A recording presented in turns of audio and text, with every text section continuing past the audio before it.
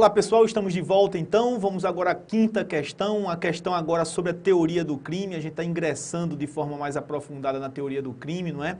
Então, a parte principiológica, a gente estudou alguns princípios, nós vimos o princípio da legalidade, o princípio da insignificância.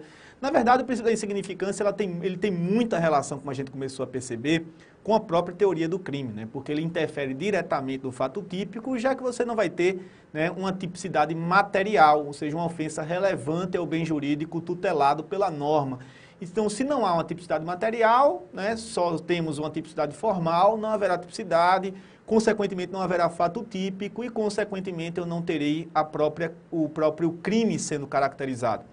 Por isso que dentro da próxima questão, eu reservei para vocês uma outra questão, mas também sobre o princípio da insignificância, que repercute diretamente dentro dessa teoria. Então vamos à nossa tela agora, vamos ver, né, o princípio da insignificância dentro da teoria do crime. Então, quinta questão, né, uma questão de 2011, do exame de ordem unificado de número 5, diz assim: Jefferson, segurança da mais famosa rede de supermercados do Brasil, percebeu que João escondera em suas vestes 3 sabonetes de valor aproximado de R$12. Ao tentar sair do estabelecimento, entretanto, João é preso em flagrante delito pelo segurança, que chama a polícia. A esse respeito, assinale a alternativa correta. Vamos lá. Obviamente que aqui a gente tem uma situação realmente de insignificância caracterizada. Ninguém está discutindo que formalmente a conduta dele é típica, mas materialmente não. Tentativa de furto de 3 objetos no valor total de R$12. Isso é insignificante por óbvio. Em crimes patrimoniais, a jurisprudência tem firmado o entendimento, veja, em crimes patrimoniais, a jurisprudência tem firmado o entendimento de que a insignificância estaria caracterizada quando o objeto, né, do crime patrimonial estiver entre 10% a 20% do valor do salário mínimo, né, nos crimes patrimoniais, o que eu quero falar, deixar isso bem claro, nos crimes contra o patrimônio. 10% a 20% do valor do salário mínimo. Então, um objeto de R$12 apenas, os 3 objetos totalizando R$12, numa tentativa de um furto, é gritantemente, né, insignificante. É lógico que não haveria crime. Vamos ver as alternativas que eles nos apresentaram. Na sua tela, então, a letra A fala: a conduta de João não constitui crime, uma vez que este agiu em estado de necessidade. Ninguém falou aqui do odor de João naquele momento, ninguém falou, né, realmente de uma situação de perigo, ele tinha que subtrair os sabonetes para tomar banho, não é? Porque estava realmente uma coisa absurda, ninguém estava aguentando, a mulher estava, inclusive, acusando ele de, aliás, alegando que iria sair de casa para deixá-lo, enfim, não houve uma situação de perigo atual a caracterizar esse estado de necessidade mencionado nessa letra A de forma alguma. A letra B diz assim: a conduta de João não constitui crime, uma vez que o fato é materialmente atípico. Perfeito, foi o que a gente viu. Se não há tipicidade material, não há fato típico, e se não há fato típico, não haverá crime. A resposta é a letra B, bem coerente com a teoria do crime. A letra C: a conduta de João constitui crime, uma vez que se enquadra no artigo 155 do Código Penal. Isso é tipicidade formal só, né? Mas a tipicidade é material também. Não estando presente nenhuma das causas de exclusão de licitude ou culpabilidade, razão pela qual este deverá ser condenado. Eu nem vou analisar a ilicitude e nem vou analisar a culpabilidade, porque eu já resolvi o problema no próprio fato típico, né? O conhecimento da teoria do crime é uma escadinha. Você tem que estudar primeiro o fato típico, depois de superada é que você analisa a ilicitude, depois de superada a ilicitude é que você analisa a culpabilidade. Se eu já vi que o fato nem típico para que estudar a ilicitude? Para que estudar a culpabilidade? Não faz sentido, né? Vamos à letra D. Embora sua conduta constitua crime, João deverá ser absolvido, uma vez que a prisão em flagrante é nula, por ter sido realizada por um segurança particular. Qualquer pessoa pode prender quem quer que esteja em flagrante delito, né? A conta dele não é criminosa e qualquer pessoa pode prender quem quer que esteja em flagrante. Vou dar ajuda aqui ao meu amigo de processo penal, o professor Bruno Trigueiro. Quem diz isso é o artigo 301 do CPP, né? O chamado flagrante facultativo. Então está errada a letra C, está muito errada a letra D, e já explicamos o princípio da insignificância, por isso a gente pode passar para uma próxima questão. Vamos à questão número 6 agora. Uma questão também recente, do ano passado, 2014, né, o 14º exame de ordem, né, diz assim: Wallace é hemofílico, ele foi atingido por um golpe de faca em uma região não letal do corpo. Júlio, autor da facada, que não tinha dolo de matar, mas sabia da condição de saúde específica de Wallace, sai da cena do crime sem desferir outros golpes, estando Wallace ainda vivo. No entanto, algumas horas depois, Wallace morre, pois apesar da lesão ser em local não letal, sua condição fisiológica agravou o seu estado de saúde. Acerca do estudo da relação de causalidade, assinale a opção correta. Gente, para essa questão eu vou precisar de uma tela, porque eu vou ter que fazer com vocês algumas anotações, tá certo? Eu já tinha dito anteriormente que o tema do nexo de causalidade não é fácil. O tema do nexo de causalidade é um dos temas mais intrincados realmente da parte geral. Todo mundo se complica, isso é normal, extremamente normal. Vou fazer algumas considerações a respeito, a gente vai passar um tempinho falando aqui sobre o nexo de causalidade, fazer algumas considerações a respeito dele para você entender de fato a matéria. E mais uma vez, caso ocorra alguma dúvida, eu quero deixar bem claro que eu estou à disposição para tirar essas dúvidas de vocês, tá certo? Lembrem daquele meu contato inicial, né, naquele momento em que eu passei meu e-mail, ricardojbgm@hotmail.com, o link no Facebook, galvão.ricardo, tá? Você me encontra lá. Eu vou fazer essas considerações. Então, tela cheia aí no seu monitor. Vamos lá. Olha, o nexo de causalidade é uma relação muito importante, você tem que fazer sempre, é uma relação de causa e efeito, né? Entre a conduta e resultado. Toda conduta, né, para ser considerada típica, deve ter sido a causadora do resultado. Ela tem que ter causado efetivamente o resultado. A gente dá o nome de nexo causal a esse liame, né, que une conduta ao resultado. Você nunca vai ver o nexo de causalidade. O nexo de causalidade vai ser aprendido por você. Ninguém vê, ninguém visualiza o nexo causal. Ah, hoje eu estou tão satisfeito. Eu vi um nexo de causalidade. Não viu. Você pode ter visto qualquer coisa, né? Você viu um arco-íris, você viu a sua sogra que chegou de viagem, né? Ou então chegou com a mala cheia na sua casa para ficar o final de semana, coitado de você. E você pode ter visto várias coisas, mas nexo de causalidade você não vê, você percebe. Percebe como? É uma relação de causa e efeito.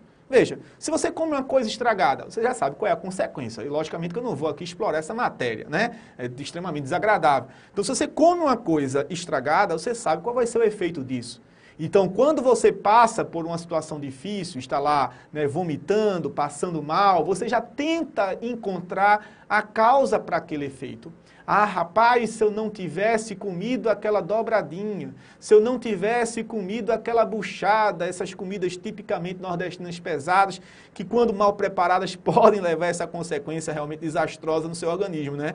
Então você estava passando mal e começa a tentar relacionar, né, as causas para aquele efeito. Você está procurando identificar na sua mente o nexo de causalidade. Veja, é uma relação de causa e efeito entre as coisas. Vou dar um exemplo bem nítido disso. Olha só.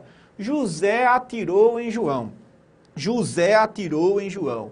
E João morreu. Foi levado para o hospital e morreu no hospital.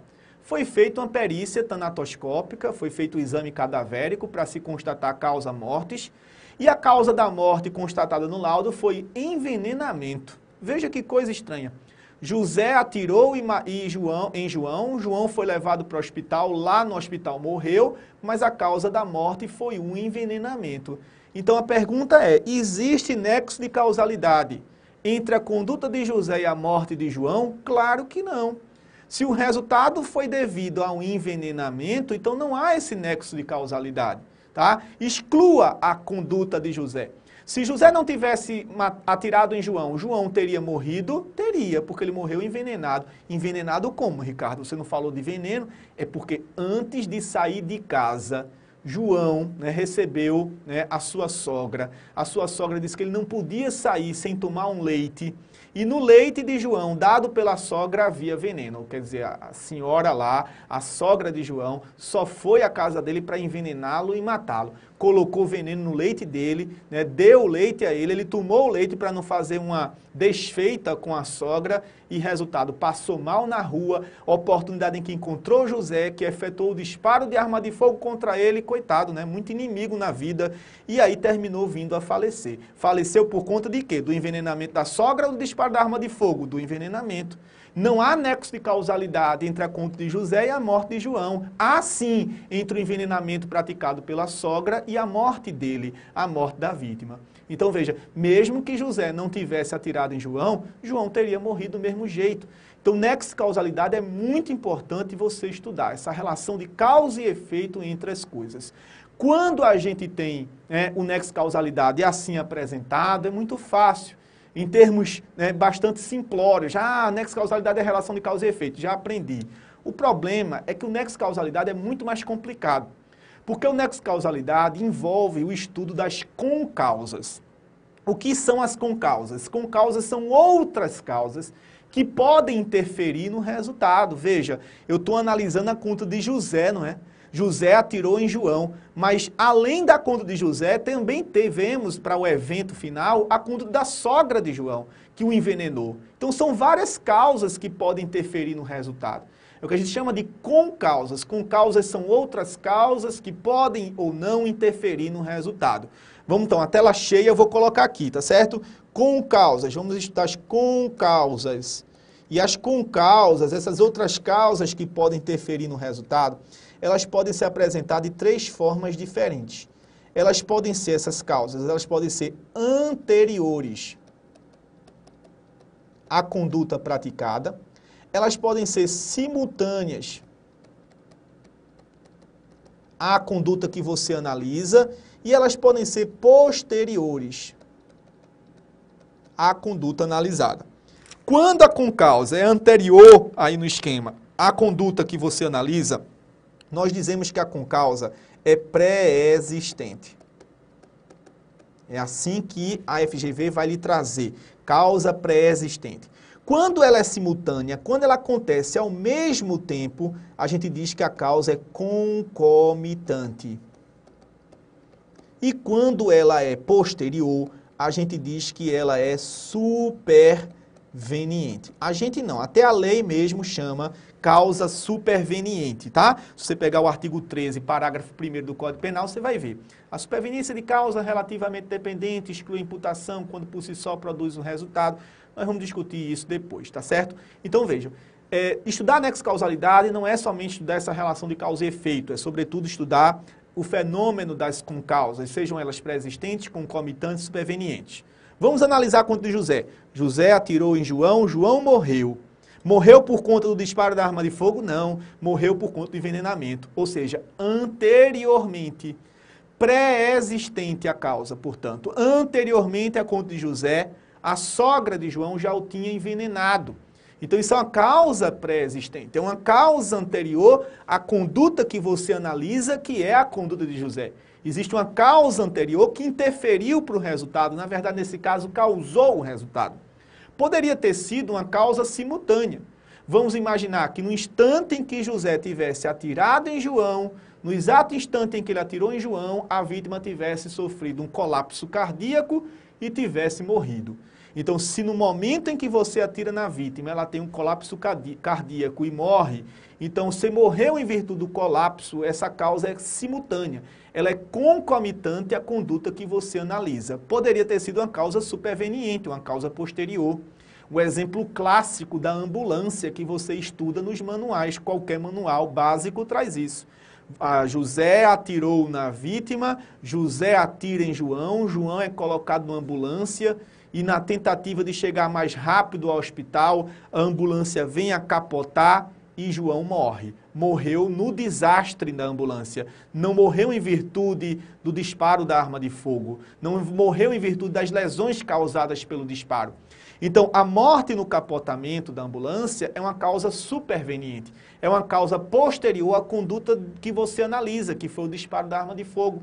Então, veja que essas outras causas que podem interferir no resultado, elas podem ser anteriores, simultâneas ou posteriores. Beleza, Ricardo, já sei, nexo-causalidade? Ainda não. Existe outra coisa que eu vou colocar aqui no esquema. Todas essas causas pré-existentes, concomitantes e supervenientes, elas podem se apresentar de 2 formas diferentes. Vamos lá então no nosso material, tá certo? Na sua tela. Todas essas causas, sejam pré-existentes, concomitantes ou supervenientes, elas podem ser, em primeiro lugar, absolutamente independentes.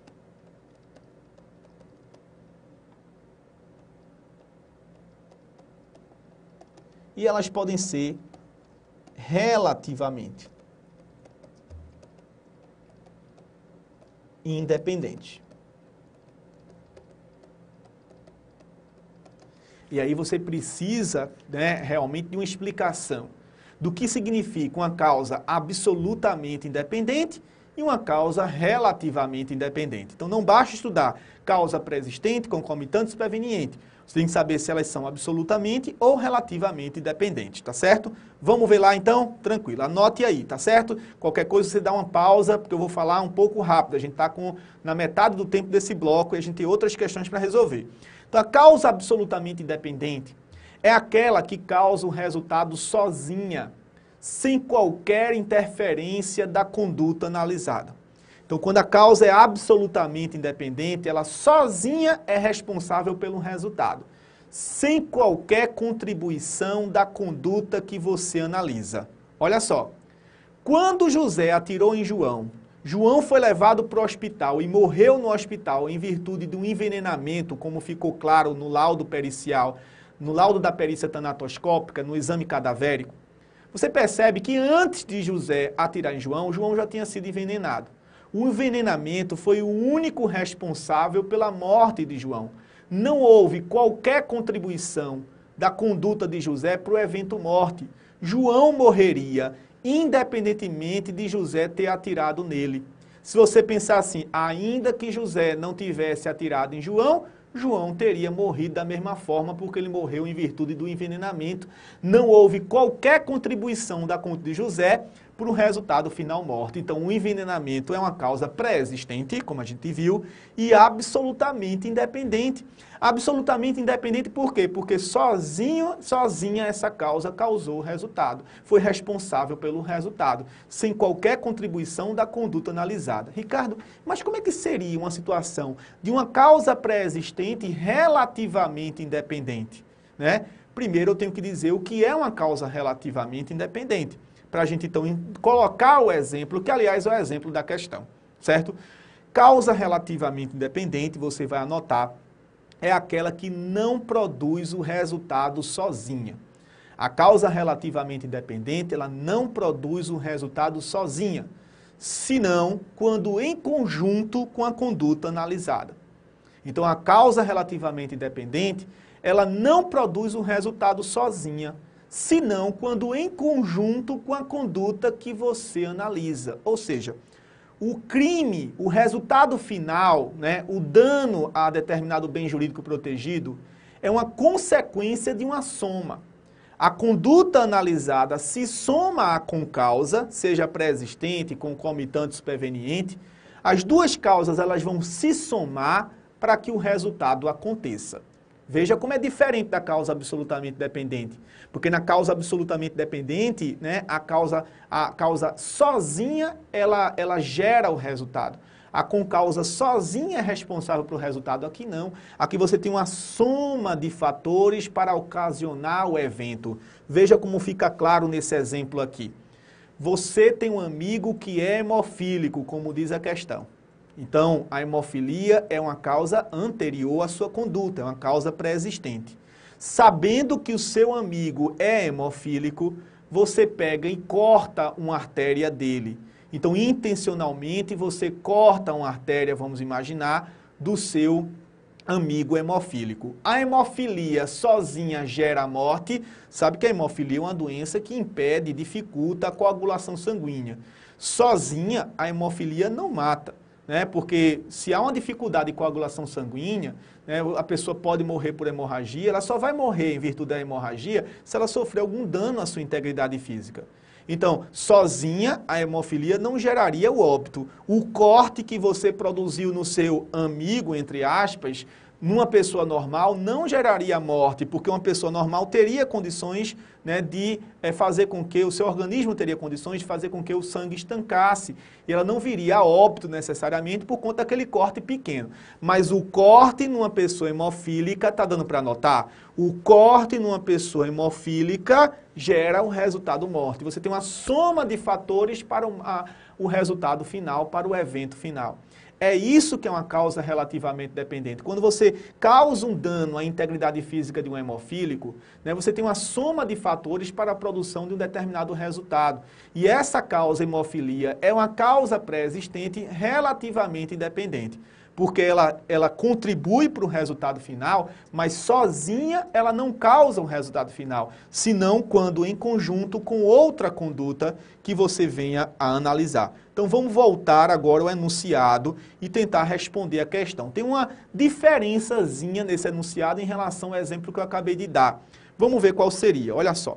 Wallace hemofílico foi atingido por um golpe de faca em uma região não letal do corpo. Júlio, autor da facada, que não tinha dolo de matar. Ele não agiu com dolo de matar. Ele não agiu com o chamado animus necandi, que é a intenção de matar, tá? Ele não agiu com animus necandi, mas sabia da condição específica de Wallace. Sai da cena do crime sem desferir outros golpes, estando Wallace ainda vivo. Então, pelo que diz a questão, se não houve animus necandi, mas ele usou um instrumento cortante para ferir a vítima, sabendo que a vítima era hemofílica, ele agiu com a intenção de ferir. Ele agiu com animus ledendi, que a gente chama, tá? É a intenção de ferir, a intenção de lesionar. Ora, se ele tinha a intenção de lesionar uma pessoa que era hemofílica, é previsível que aquele corte, que aquela lesão numa pessoa hemofílica termine gerando a morte da vítima, não é? Então, se a vítima vem a morrer, ele vai responder pelo crime de lesão corporal seguida de morte.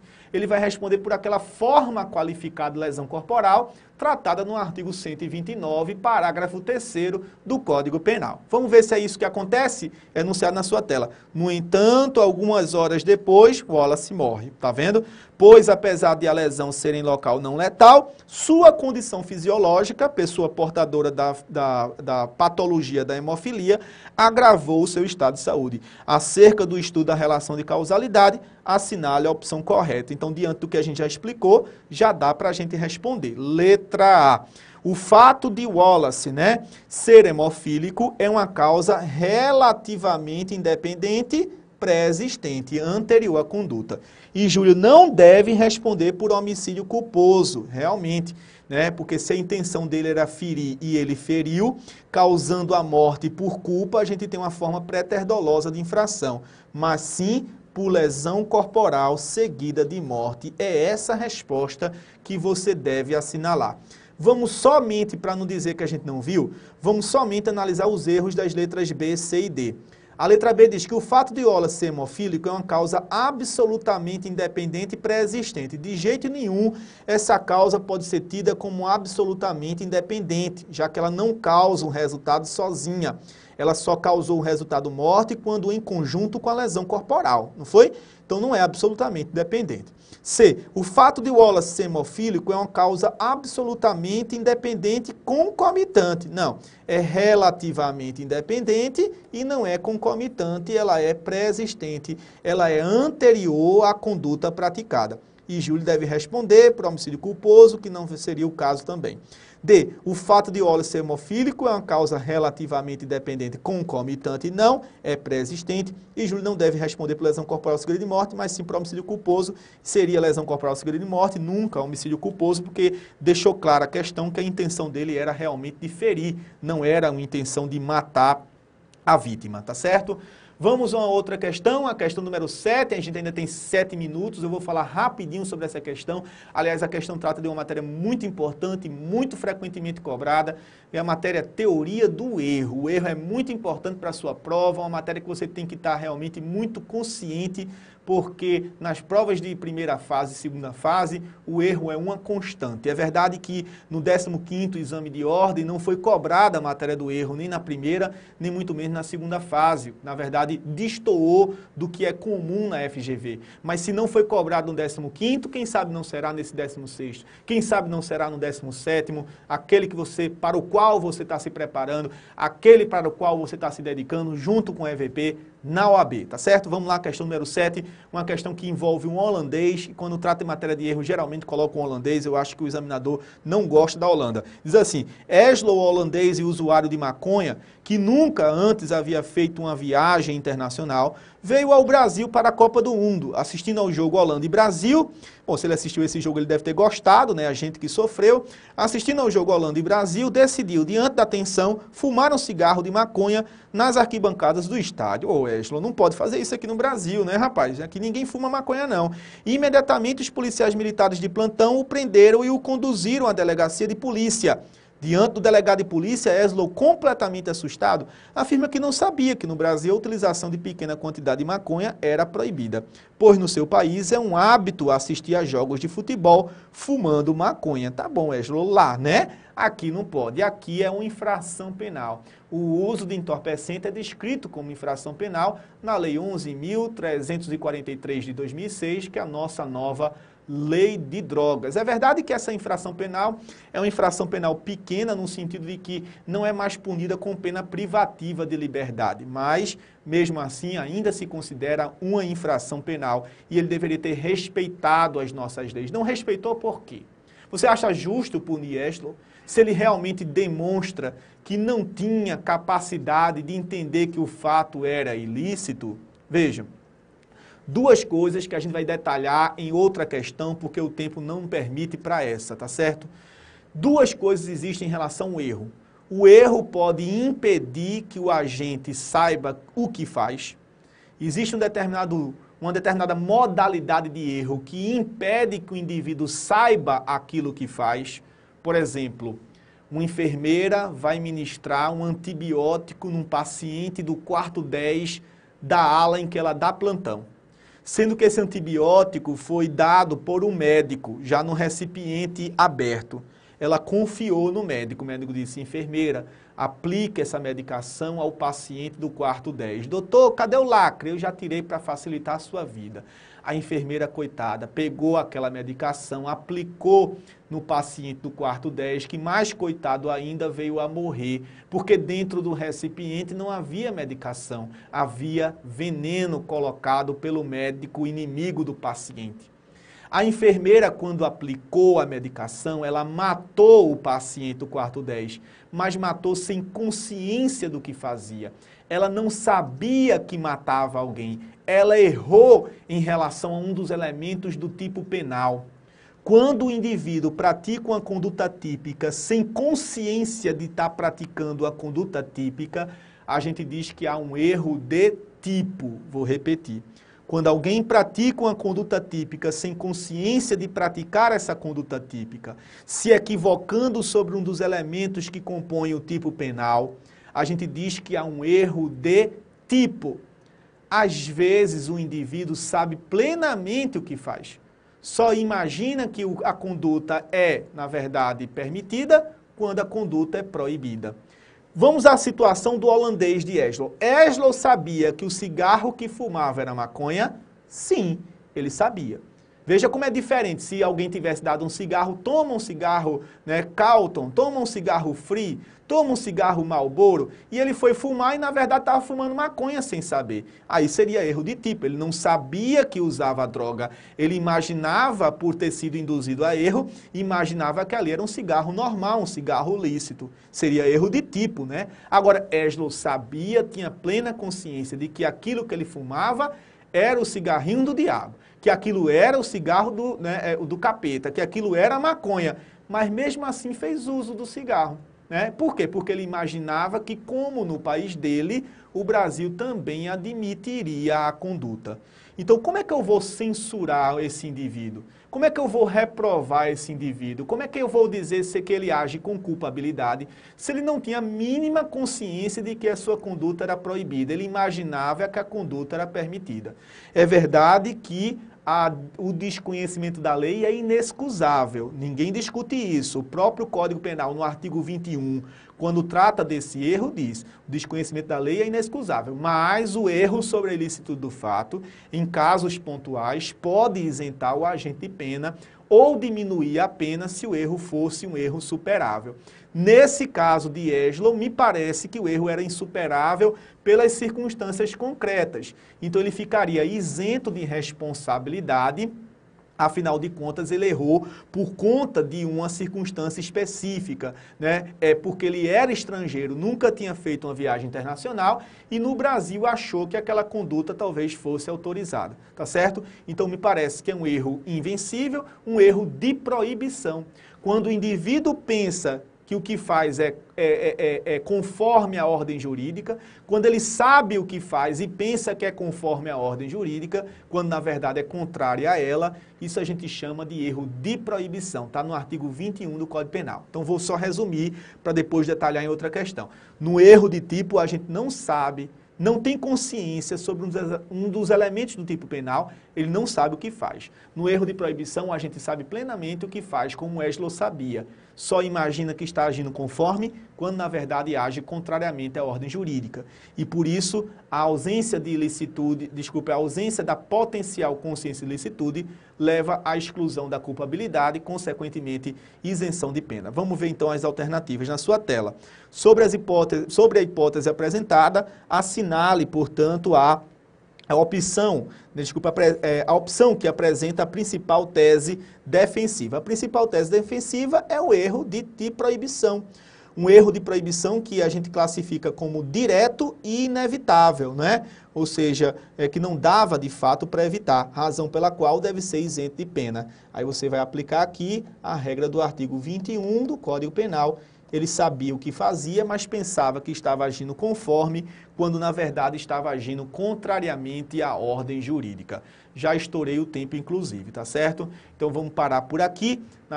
No próximo bloco a gente dá continuidade com outra questão e vindo uma questão nova de erro, eu tenho certeza que vou ter mais tempo para poder aprofundar e esquematizar, né, a questão do erro para vocês, que é muito importante. Você tem que saber, de fato, a diferença entre o erro de tipo, o erro de proibição e suas consequências, não somente como estão no Código Penal, mas também para a própria estrutura do delito. Eu vou mostrar isso para vocês, tá bom? Forte abraço, até o próximo bloco. Até lá!